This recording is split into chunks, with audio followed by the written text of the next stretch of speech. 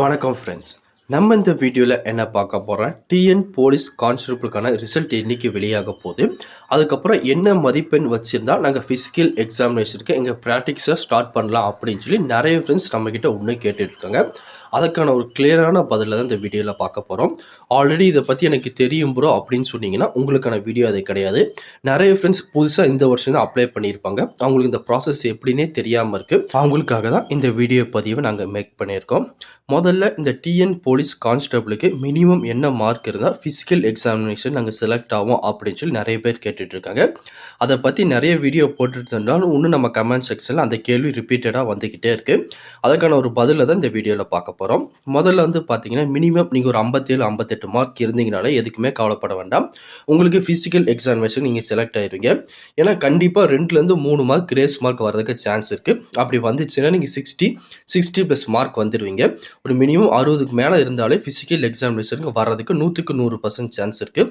அதை வச்சு தான் நீங்கள் ஒரு 57 58 மினிமம் மார்க் இருந்தாலே போதுமானது. ஃபிசிக்கல் எக்ஸாமினேஷனுக்கான உங்கள் ப்ராக்டிக்ஸை இன்னிலிருந்து நீங்கள் ஸ்டார்ட் பண்ணிடலாம். அடுத்தது எல்லாமே ப்ரோ எப்படி கண்டிப்பாக வரும் நீங்கள் சொல்கிறீங்க அப்படின்னு சொல்லி நிறைய பேர் கேட்பீங்க.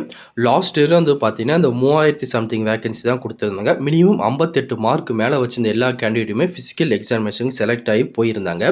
அதை வச்சு தான் வந்து பார்த்தீங்கன்னா இந்த வருஷமும் நான் வரதுக்கு சான்ஸ் இருக்குது அப்படின்னு சொல்லி உங்கள்கிட்ட சொல்லிக்கிட்டு இருக்கேன்.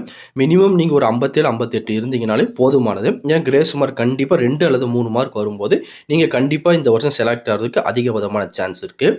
அது மட்டும் இல்லாமல் நிறைய பேர் ப்ரோ ரிசல்ட் என்றைக்கு வெளியாகும், அதை பற்றி ஏதாச்சும் அப்டேட் இருக்கான்னு கேட்டுக்கிட்டே இருக்காங்க.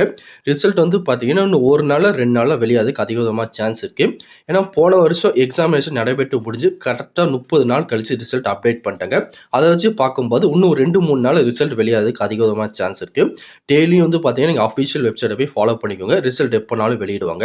ஒன்ஸ் அவங்க ரிசல்ட் அப்டேட் பண்ணிட்டாங்கன்னா அதுக்குன்னு டெடிகேட்டடான வீடியோ நம்ம சேனலில் போடுவோம். அதனால நீங்கள் இன்னும் நம்ம சேனலை சப்ஸ்கிரைப் பண்ணாமல் இருக்கீங்கன்னா மறக்காமல் நம்ம சேனலை சப்ஸ்கிரைப் பண்ணிட்டு பக்கத்துக்கு பெல் ஐக்கனை கிளிக் பண்ணிட்டு ஆளுந்து செட் பண்ணிக்கோங்க.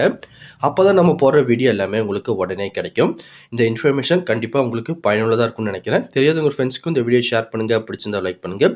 அடுத்து ஒரு பயனுள்ள வீடியோ சந்திக்கலாம். Thank you and bye friends.